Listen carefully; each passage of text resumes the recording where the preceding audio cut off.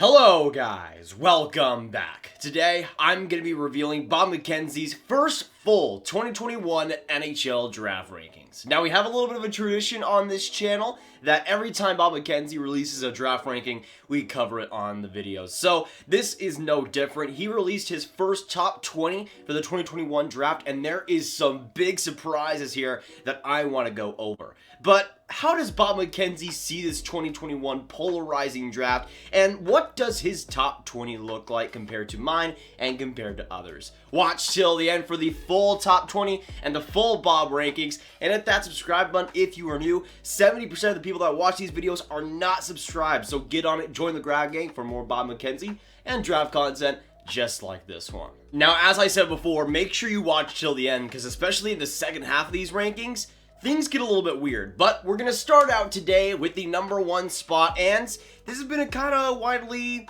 not agreed upon spot in this 2021 draft. We don't got an Alexis Lafreniere, we don't got a Quinton Byfield, but we do have quite a few fantastic prospects that are looking to make an impact at the first overall spot. And of course, with Bob McKenzie, every single time he does the draft rankings, he ends up going through 10 different NHL head scouts, giving them a consensus or getting a consensus from them to make his top 20. So what you're looking at here is basically how most scouts are thinking right now in terms of who they like and who is in their top 20s. So we're going to start out with who scouts think should go first overall. And obviously this is a pretty polarizing issue, but with Bob McKenzie at number one, they have Owen Power. And with Bob McKenzie in his article, four of the 10 scouts that they pulled had Owen Power at number one, which obviously isn't a consensus, but that is pretty good considering how polarizing this draft is. So Owen Power mostly getting that number one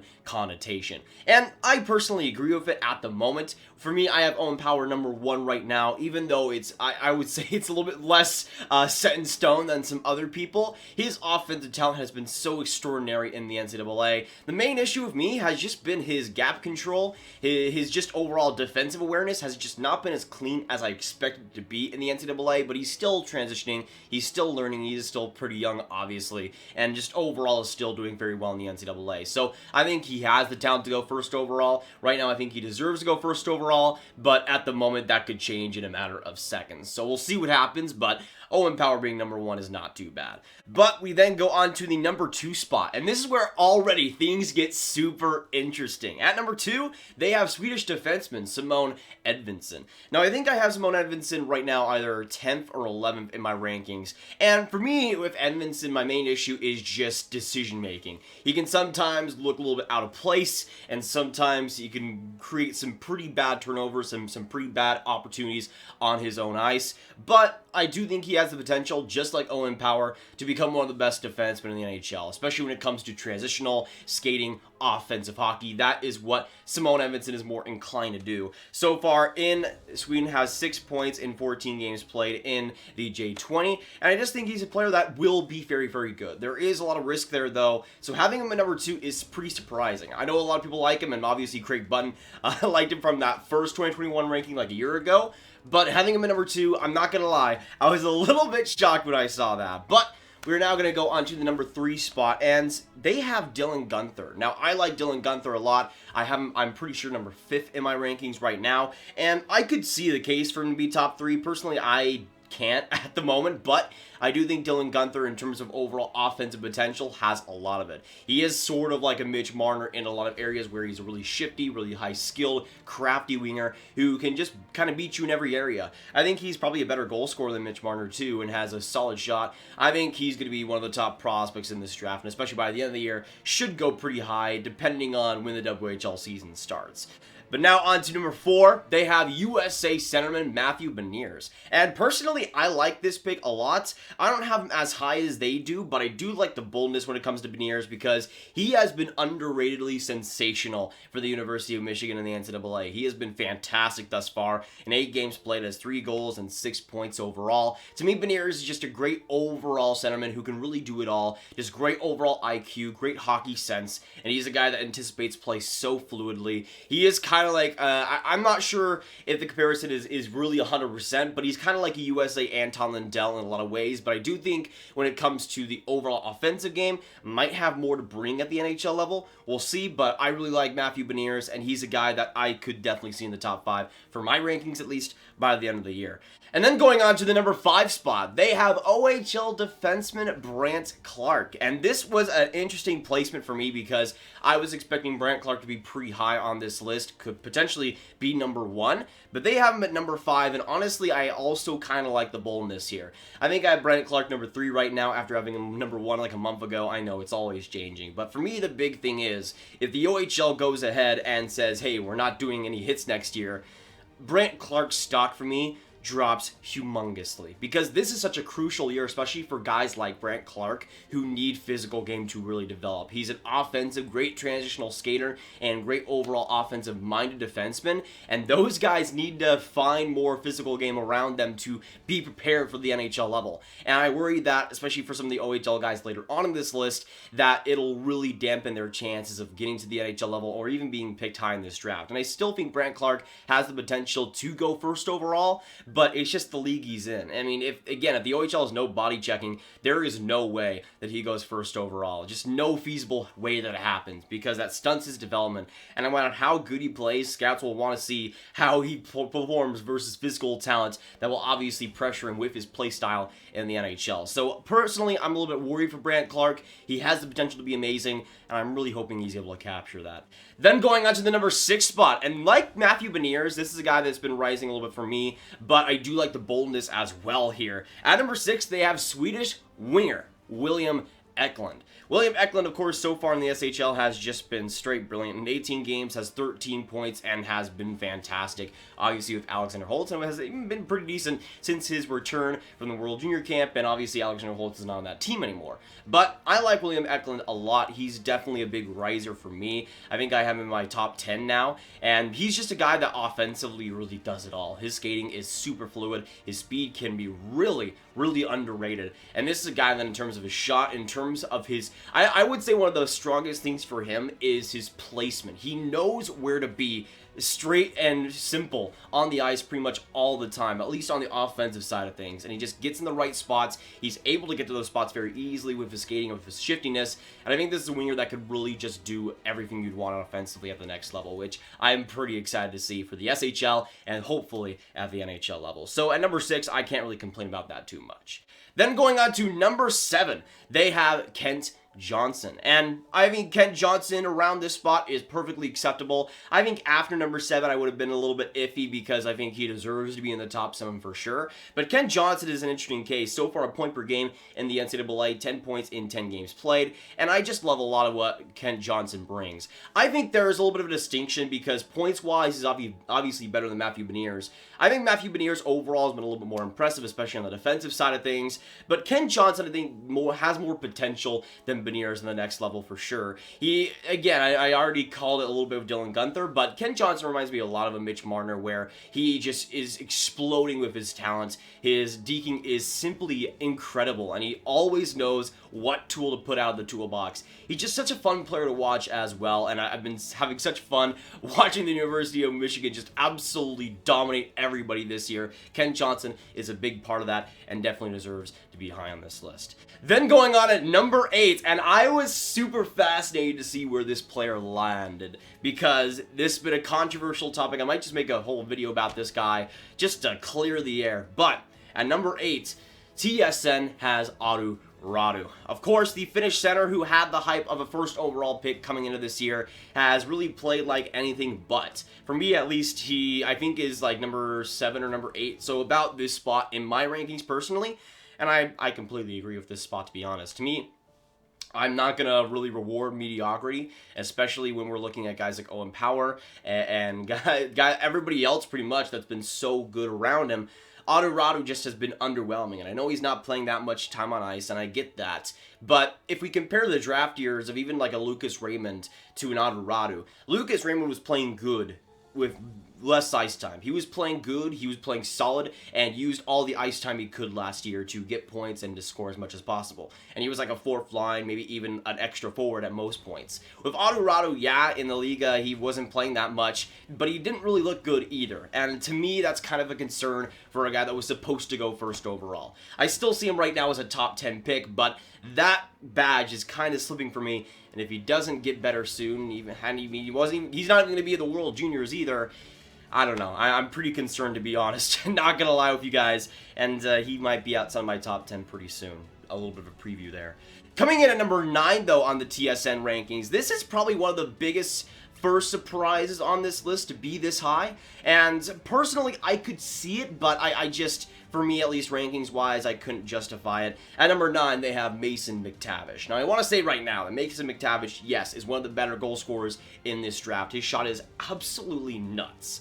And he does find a lot of ways to get into that area. But, again, he does play in the OHL for the Peterborough Petes, and this is a guy that if there's no body checking next year, that hurts guys like him the most. He needs to get that physical presence around him to really learn the ways of the NHL. And if he doesn't have that, I'm pretty concerned. At the same time, though, his goal-scoring ability is undeniable. Right now, I have him outside the top 20. I still see him as a valuable asset and a first-round pick in this draft for sure, but not a guy I would take in the top 20 or the top 10 at this point. Yes, his goal-scoring ability is good, but I just think in terms of his play away from the puck, it leaves some to be desired, personally. And then going on to number 10, and this is one of my biggest gripes. I don't know how the heck this guy is so low. And I know there's some people out there, I've heard people that have him outside the top 10, which I think is absolute blasphemy. Absolute blasphemy. At number 10, they have Luke Hughes. Oh my goodness. Oh my goodness, he's going to make so many people look so terrible. Oh my goodness. I just want to say this right now. Luke Hughes, yes, he's great. And I know, yes, he's a Hughes brother, so for some people, they're going to look at that and overrate him. But Luke Hughes is very, very good, guys. I don't know where to put it. I mean, I think he's been a little bit underwhelming in the USHL this year, a little bit. But to me, just the potential that he has is extraordinary. His work ethic is insane. He's already much more bulkier and much more ripped than either Quinn Hughes or Jack Hughes, who are both in the NHL, by the way, and Quinn Hughes, who should have won the Calder this last year.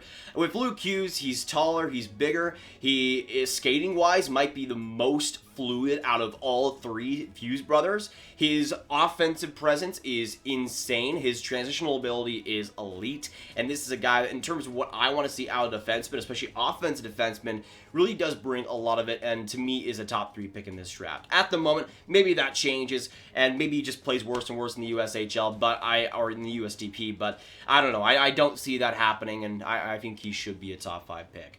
Then going on to a next American here, and we go on to number 11. This is a guy that has been dropping a little bit for me, and I'm kind of surprised to see him this high on the list, but I do like it. That being Chaz Lucius of the USDP as well. Now, Chaz Lucius is an interesting one because going into this year, I thought he was a slam dunk top 10 pick, but he hasn't really played that much in the USDP this year. Some of that is due to injuries, but still at the same time, he does have the potential to be one of the best goal scorers of this draft as well. I think the big issue with me, though, is his overall skating. I don't think he's a terrible skater, but the speed is really lacking sometimes, and it kind of reminds me of like an Oliver Wallstrom in his draft year where it just wasn't up to snuff a little bit.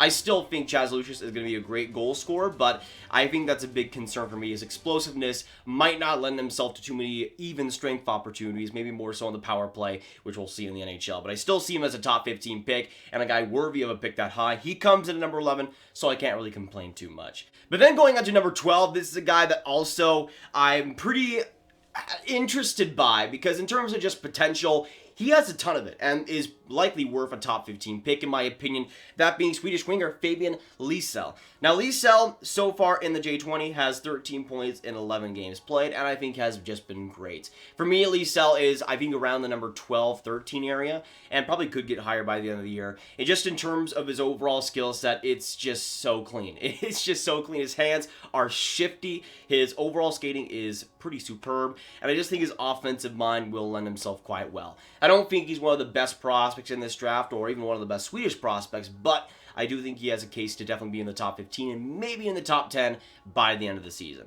But then going on to number 13, and this is another one that confused me a little bit. I'm not going to lie, and you guys know I'm wearing the Guelph Storm jersey, so I'm rocking it right now for this prospect, but I don't know. At number 13, I'm a little bit confused. That being Daniil Chayka, Russian defenseman in this draft. And for me, Daniil Chayka, he's been playing in Russia so far this season. He's been all right. He's been okay, but hasn't really blown me away with any one thing, which I was kind of surprised by.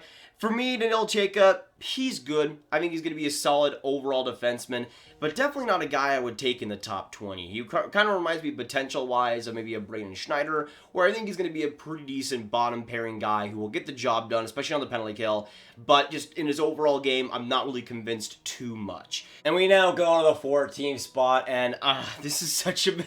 This player is going to make this TSN group look so foolish. And I'm just going to say it right now. Number 14, they have Swedish goaltender Jesper Wallstedt. Now, I made a full in-depth video about him a few days ago. Check that out if you want to. But Jesper Wallstedt is a top 10 pick in this draft, in my opinion. With what he's done in the SHL, firstly, to play in the SHL as a goaltender in your draft year is practically unheard of. And second, to put up the stats that he has is just almost impossible for anybody. And Jesper Wallstedt has been able to do that at such a dynamic age. And I think Jesper Wallstedt is a guy that is worth a top 10 pick in this draft, will likely go top 10 in this draft, and a guy that at number 14 will make TSN look pretty silly on that one. But then going into number 15, and I'm a little bit confused as well on this one too. Not just because of the player placement, but because of the description they have for him. At number 15, they have Zachary Bourgault. Now, Bourgault, I think, is a great overall goal scorer, and I think has potential to be a great power play guy at the next level, even strength-wise and outside of him having the puck. It's a little bit concerning for me. I'm not sure if I'd have him as a top 20 pick, but I could see it. But on this TSN article, on this prospect rankings article, they have him listed as right defense. And I know I made a lot of mistakes in my past, but Zach Bourgault is not on right defense, so just a little bit of a warning for y'all. Maybe I should put right defense in the graphic. That'd be pretty funny, but nah. I don't know. 15, it's a little bit much for me. But then going on to number 16, this is a player that I do think is probably worth a top 20 pick at this moment. Maybe we'll see. But this is a guy that obviously is rising the TSN boards and rising for a lot of people. That being Swedish winger Oskar Olausson. Now, Olausson has 4 points so far in 11 games played, 3 goals, and has looked a lot better as the SHL season has gone on. He'll be in the World Juniors for Team Sweden and should get a decent role. I don't think he'll get too high in the lineup, but probably like a third liner I think is what we should expect. But just an overall great overall offensive winger who can do a little bit of the little things right, but also has a lot of highlight reel showboating about him, which I do like a lot. He has a lot of moxie, a lot of swagger, and I think that'll lend him well to the NHL level in terms of his confidence and how he'll play. But then at number 17, and I'm just... What is happening? I don't know why at number 7, again, I'm checking the rankings right now. They have him number 17. I don't know if this is a mistake, if this is something that they just pulled out of a hat. I mean, maybe. But at number 17, they have Carson Lambos.